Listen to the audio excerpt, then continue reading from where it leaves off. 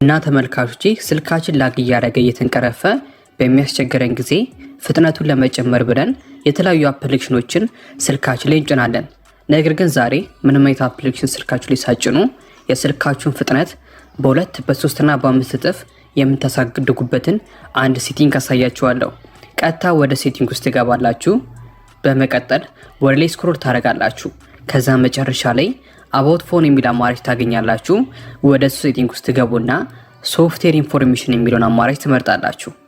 በመቀጠል ቢልድ ነምበር የሚለውን 7 ጊዜ በምትጫኑበት ጊዜ ዴቨሎፐር ኦፕሽን የተሰኘው ሴቲንግ ይከፈትላችኋል። በመቀጠል ወደ ዴቨሎፐር ኦፕሽን ሴቲንግ ውስጥ ትገቡና ከላለችዋን እችኛዋን ኦን ታደርጋላችሁ። ይህን ኦን ካደረጋችሁ በኋላ ወደ ላይ አንድ ጊዜ ስክሮል ስታደርጉ ረኒንግ ሰርቪስ የሚል ሴቲንግ ታገኛላችሁ። ወደ ሴቲንግ ውስጥ ትገባላችሁ።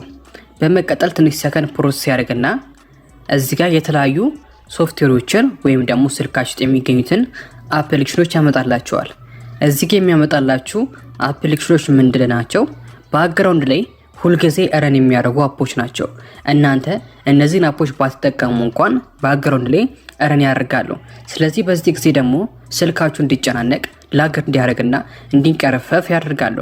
ለምሳሌ እዚህ ጋር ከመጡላችሁ አፕሊኬሽኖች መሃል እናንተ ተጠቅማችሁ የማታውቁት አፕሊኬሽን ካለ በቀላሉ ወደዛ በመግባት ሪሙቭ ታደርጋላችሁ ወይም ደግሞ ስቶፕ ታደርጉታላችሁ። ይህን በማድረግ የስልካችሁ የሚቀረፈውን ነገርና እንደዚሁም ደግሞ ባትሪያችሁንም ሴቭ ማድረግ ትችላላችሁ። ስለዚህ ሁላችሁም እቺን ሴቲንግ ገብታችሁ ቼክ ማድረጋችሁ እንዳረሱ።